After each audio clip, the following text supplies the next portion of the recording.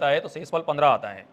एक धनात्मक पूर्णांक को डी से भाग दिया जाता है तो शेषफल 15 आता है। ठीक है, मतलब डी से उसको भाग हम लोगों ने दिया तो उसका शेषफल कितना आया 15। ठीक है, इस संख्या के 10 गुने को डी से भाग दिया जाए, इस संख्या के 10 गुने को किससे भाग दिया जाए, डी से।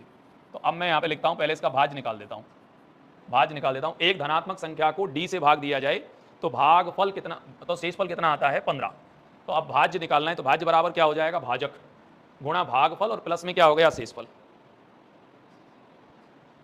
अच्छा, डी का न्यूनतम संभव मान क्या हो सकता है, प्रश्न तो यहां टकराए।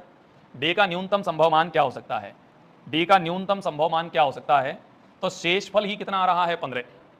शेषफल इसका जो आ रहा है वो स्वाभाविक रूप में कितना आ रहा है 15। अगर शेषफल 15 आ रहा है तो डी का मान पॉसिबल है 16 हो सकता है। भाई 9 का भाग यदि आप लगाते हो तो 15 शेष बच जाए, ये पॉसिबल बिल्कुल नहीं है।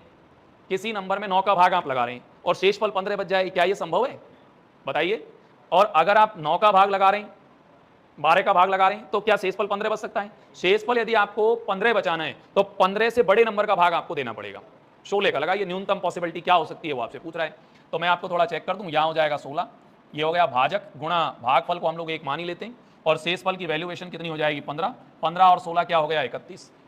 सही है। फिर इसने बोला है कि संख्या के 10 गुने में, तो इसका 10 गुना करोगे तो 300 क्या हो गया 10, 310 को डी से भाग दिया जाए, यानी 310 में डी यानी वही 16 का भाग दिया जाए, डी को हमने 16 माना है, तो शेष के रूप में कितना आता है 6।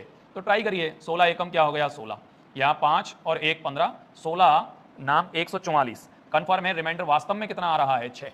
तो प्रूफ हो गया। आप बेधड़क कहिए कि डी की वैल्यू पॉसिबिलिटी है कितना हो सकता है 16।